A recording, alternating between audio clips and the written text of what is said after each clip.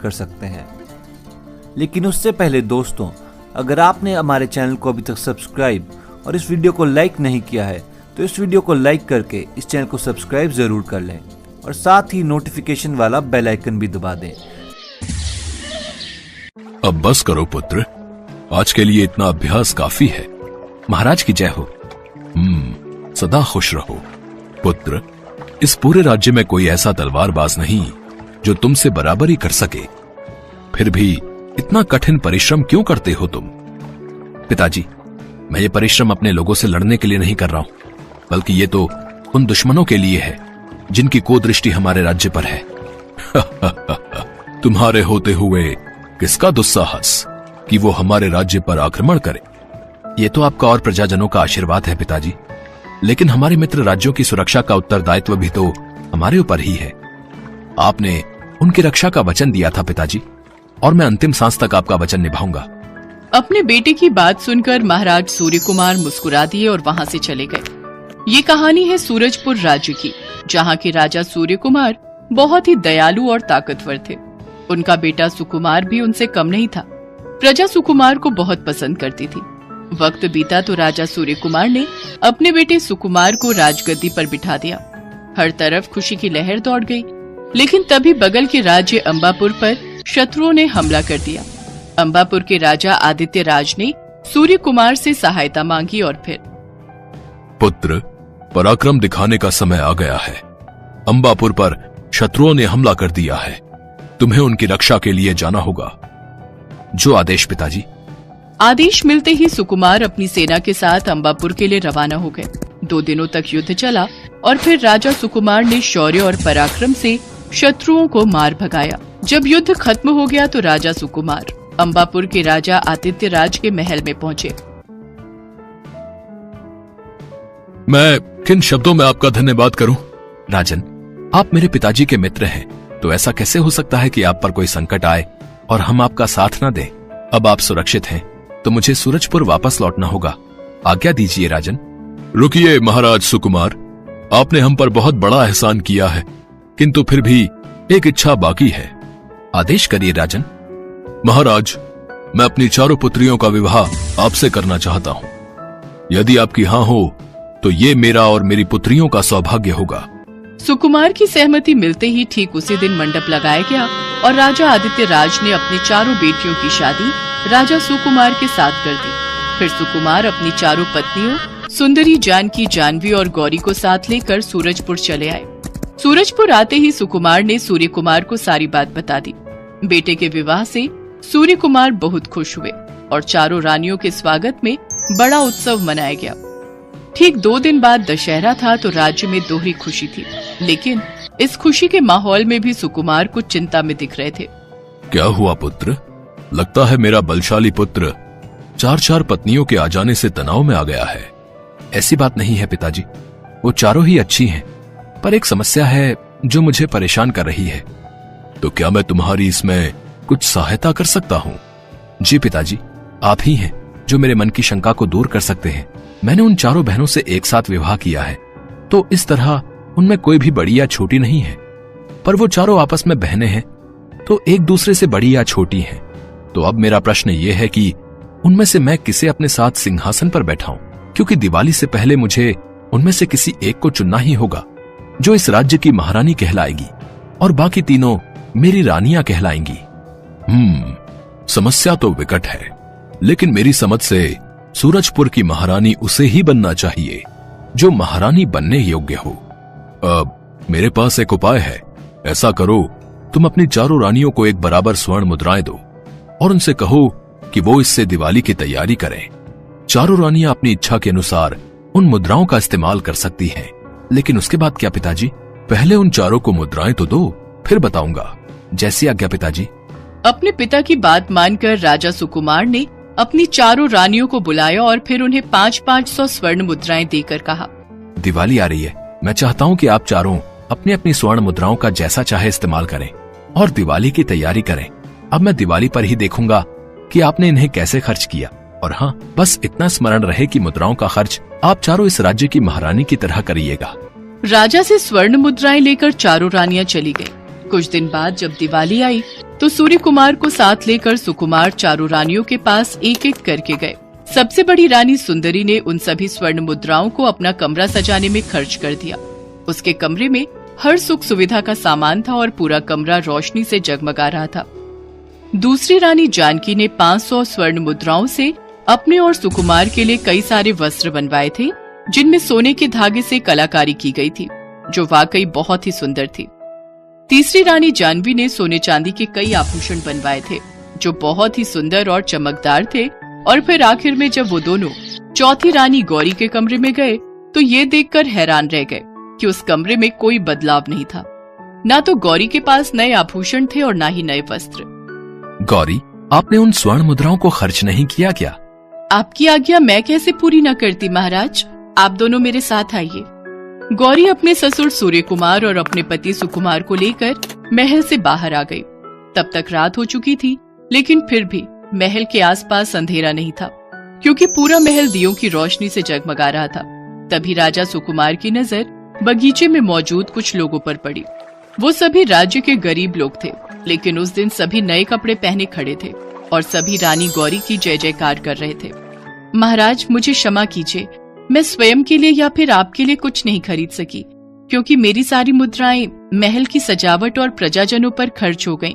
जुग जुग जियो पुत्री। राजा रानी प्रजा के लिए माता पिता समान होते हैं और माता पिता खुद से पहले अपने बच्चों के भले का सोचते हैं। मुझे लगता है कि अब तुम्हारे मन में दुविधा का समाधान हो गया होगा सुकुमार।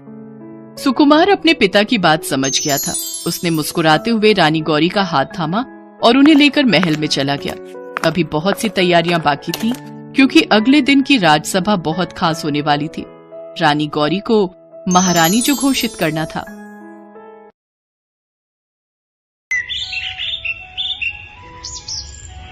किरण की शादी अंगद के साथ जब तय हुई तो किरण के पिता जीवित थे, पर हार्ट की परेशानी के कारण उनकी तबीयत में सुधार ही नहीं हुआ। किरण का रंग काला था, इस कारण बड़ी मुश्किल से अंगद का रिश्ता मिला था और शर्त ये थी कि किरण की शादी में 8 लाख रुपए की उन्होंने गाड़ी दहेज में दी। अब बेटी के माता पिता तो यही चाहते थे कि भले ही वो गाड़ी दे रहे हैं, पर उनकी लड़की की शादी एक अच्छे घर में हो जाएगी। पर सब कुछ उल्टा हो गया। किरण की शादी के बाद उसके पिता का देहांत हो गया, पर आज भी उसकी सास की डिमांड खत्म नहीं हुई है। किरण, जरा इधर तो आना। जी माँ जी। पता नहीं कैसे पाप किए हैं जो सुबह सुबह इस काली का मुंह देखना पड़ता है। तुझे पता है ना तेरी पहली दिवाली है। अपने भाई को बोल दे कि जो जो सामान मैं बता रही हूँ दिवाली को वो लेता आएगा। किरण की शादी के लिए पहले ही उसके पिता ने काफी कर्जा लिया हुआ था, जो राहुल अपनी सैलरी से भर रहा था। मम्मी, किरण के कई फोन आ चुके हैं, कैसे करना है फिर? मैं मिठाई और फल तो ले आया हूँ, और एक साड़ी तुम कह रही हो मैं उसकी सास को दे दूंगा। बाकी और कैश कितने देने हैं? बेटा, ये 2100 का सगन उसकी सास को और ये 1100 का सगन उसकी ननद को दे देना। राहुल दिवाली का सामान लेकर किरण के घर जाता है। आंटी जी, ये मम्मी ने दिवाली का सामान भिजवाया था। ये क्या उठा लाए? सड़े गले सेब केले और ये डालडा घी की मिठाइयाँ, और ये लिफाफे में सिर्फ 2100 रुपए। किरण की सास राहुल को खूब सुनाती है। बेचारा चुपचाप घर आ जाता है। अगले दिन धनतेरस का त्योहार था। अचानक किरण रोती हुई अपने मायके आ जाती है। मम्मी, आप उन्हें चाहे जितना मर्जी दे दो, उनका मन कभी नहीं भरेगा। उन्होंने मेरा बहुत अपमान किया। अंगद भी अपनी मम्मी की तरफदारी करते हैं। उन्होंने मुझे बहुत सुनाया और जबरदस्ती मुझे यहाँ भेज दिया। सारा दिन सबके ताने सुन सुनकर मैं तंग आ गई हूँ। जब देखो मम्मी जी मेरे रंग रूप का मजाक बनाती रहती है। नेहा भी मेरा साथ नहीं देती। अंगद तो पूछो ही मत, कुछ भी नहीं बोलते। मम्मी, मैंने इस दिन के लिए शादी के लिए हाथ थोड़ी ही की थी कि माँ जी मेरा इतना अपमान करे। ये देखो मम्मी, मिठाई के डब्बे, फल, रुपए सब वापस कर दिए। तू चिंता मत कर बहन, अभी तुझे कहीं जाने की जरूरत नहीं है। जब तक वो तुझे सम्मान से खुद नहीं बुला लेते, मैं भी तुझे नहीं जाने दूंगा। राहुल किरण को अपने ससुराल वापस जाने के लिए साफ मना कर देता है। रो मत मेरी बच्ची, चुप हो जा। हमने तो दिवाली देने में कोई कसर नहीं छोड़ी। जितनी गुंजाइश थी हमने उतना किया। तुम्हारी सासू माँ ये क्यों नहीं समझती कि जब तक राहुल के पापा जिंदा थे तब तक हमने अच्छा किया। उन्हें गाड़ी तक हमने दी। किरण अपनी मम्मी की गोदी में सिर रखकर रोने लगती है। उधर उसकी सास का मुंह बना हुआ था। देख अंगद बेटा, तू उसके बहकावे में बिल्कुल मत आना। ऐसे थोड़ी होता है, कुछ भी उठाकर हमें दिवाली को दे गए अरे कोई तमीज होती है? थोड़ा सा शगुन, फल और मिठाई देकर हमारा मुंह बंद कर देना चाहते हैं। मम्मी, भैया और आपके लिफाफे में तो 2100 रुपए थे, पर मेरे लिफाफे में सिर्फ 1100 ही रख दिए हैं। इतना फर्क क्यों? छोड़ो ना मम्मी, अब वो अपने घर चली गई है, हम फालतू का कलेश क्यों करें? जब उसका मन होगा अपने आप आ जाएगी, हम क्यों इतनी चिंता करें? धनतेरस का पूरा दिन निकल जाता है। छोटी दिवाली की दोपहर तक किरण के घर से कोई लेने नहीं आता। छोटी दिवाली की शाम राहुल अपने ऑफिस से लौट रहा था। वो बाइक पर था। मम्मी, किरण से पूछो क्या खाएगी, उसके लिए पनीर टिक्का, दाल मखनी और नान ले आऊं, उसे तो बहुत पसंद है। हाँ ले आ बेटा, बेचारी उदास बैठी है, तू आएगा उससे बातें करेगा तो उसका मन थोड़ा खुश हो जाएगा। ठीक है मम्मी, मैं उसके फेवरेट होटल से ही खाना लेकर आता हूँ। राहुल बाइक को पार्किंग में लगाकर होटल में खाना पैक करवाने जाने लगता है। ये बाइक पार्किंग एरिया में लगा देता हूँ, बेसमेंट में जाना पड़ेगा। राहुल पार्किंग एरिया में बाइक लगाने जा ही रहा था कि उसने देखा एक गाड़ी तेजी से उसके आगे से निकलती है। उसकी नजर गाड़ी में बैठी लड़की पर पड़ जाती है। ये तो नेहा है। ये दो लड़के इसे गाड़ी में पकड़कर क्यों बैठे हैं? मुझे कुछ ठीक नहीं लग रहा है, मुझे इनका पीछा करना होगा। राहुल अपनी बाइक को वापस मोड़ लेता है और उस कार का पीछा करता है। कार एक सुनसान रास्ते पर निकल पड़ती है और कुछ दूर जाकर एक खंडहर के पास रुक जाती है। छोड़ो मुझे, तुम दोनों मेरे दोस्त होकर मेरे साथ ऐसा कैसे कर सकते हो? मैं तुम्हारे साथ दिवाली पार्टी के लिए निकली थी, छोड़ो मुझे। अरे तो दिवाली पार्टी का ही तो मजा लेने जा रहे हैं मेरी जान। अब से बोल रहा हूँ नेहा, एक बार मुझे हाँ कह दो, पर तुम हो कि इतने नखरे दिखाती हो, तभी मुझे ये कदम उठाना पड़ा। अब सीधी तरह से अंदर चल। मुझे छोड़ दो रवि, राजेश मुझे छोड़ दो। राहुल नेहा के पास पहुंचता है और लड़कों की पिटाई करता है। नेहा राहुल की बाइक पर बैठती है और राहुल नेहा को घर तक लेकर जाता है। क्या हुआ नेहा, मेरी बच्ची, तुझे क्या हुआ? नेहा अपनी माँ को सारी बात बताती है। मैंने किरण के साथ कितना बुरा व्यवहार किया, उसे हमेशा उसके काले रंग के लिए कोसा, और आज मेरे कारण ही त्योहार के दिन वो अपने मायके में बैठी हुई है। और आज मेरी बच्ची के साथ इतना बड़ा अनर्थ होने से किरण के भाई ने ही मेरी बच्ची को बचाया। सचमुच मुझे तो अब राहुल से नजरें मिलाते हुए भी शर्म आ रही है। मैं किस मुंह से शुक्रिया अदा करूं, समझ नहीं आ रहा। आंटी अब मैं चलता हूँ, माँ और किरण घर पर इंतजार कर रहे होंगे। राहुल घर चला जाता है। अगले दिन किरण अपनी मम्मी के साथ घर की साज सजावट कर रही थी।